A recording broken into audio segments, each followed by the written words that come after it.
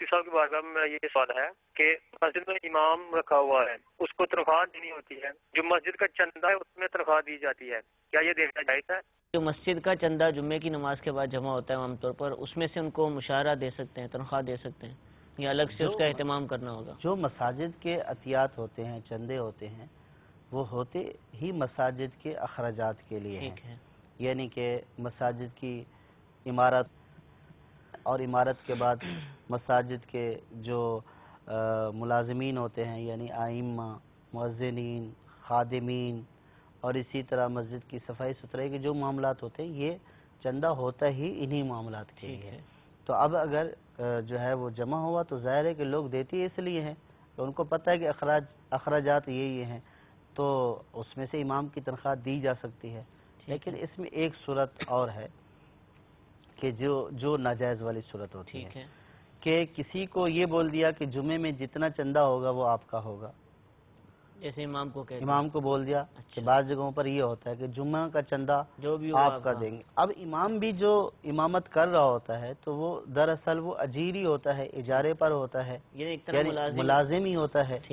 تو اب جب کسی کو ملازم رکھا جاتا ہے تو اس کی اجرت کا طے ہونا ضروری ہے۔ ٹھیک ہے، اجرت مجہول ہو، غیر معلوم ہو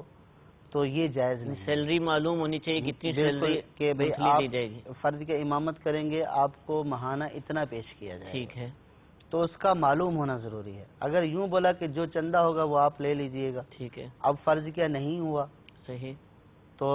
اس کو کیا ملا؟ یا کم ہوا یہ یا زیادہ ہو گیا تو یہ اجارہ فاسدہ ہوگا۔ صحیح، تو بعض لوگ یوں بھی مقرر کیے جاتے ہیں، ٹھیک ہے، کہ جو فرض کیا کہ عید کے موقع کے اوپر عید نماز پڑھاتے ہیں، یعنی بعض خطیب حضرات ہوتے ہیں جو صرف خطابت ہی کرتے ہیں،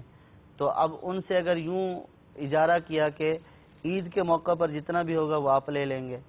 تو یہ ناجائز ہے۔ یعنی اس چندے سے تنخواہ تو دی جا سکتی ہے، لیکن یہ جو معاملہ کر رہے ہیں نا، آپس میں عقد اجارہ کر رہے ہیں، یہ عقد اجارہ ناجائز ہے۔ تو اس میں اجرت طے کرنا ضروری ہے، ٹھیک ہے، کہ بھئی آپ کو اتنا دیں گے۔ ٹھیک ہے، اب اسی چندے میں گاؤں دیہاتوں میں دانے دیے جاتے ہیں، اناج دیا جاتا ہے، اور پتہ نہیں اناج بھی اگر طے ہے، ٹھیک ہے، تو کوئی حرج نہیں ہے کہ آپ کو جو ہے وہ اناج دیں گے، اتنا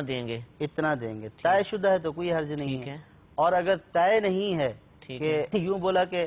ہر بندہ آپ کو اپنی طاقت کے مطابق دے گا، تو اس میں یہی ہوتا ہے کہ پھر جب فصل کا موقع آتا ہے تو پھر امام صاحب گھوم رہے ہوتے ہیں کہ بھئی آپ دے دو، اب کسی کی مرضی کم دے، کسی کی مرضی زیادہ دے، تو اس طور پر کسی کو اجارے پر رکھنا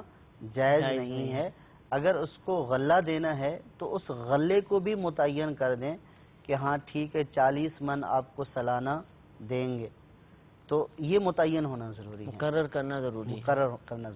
ٹھیک ہے۔ جزاک اللہ۔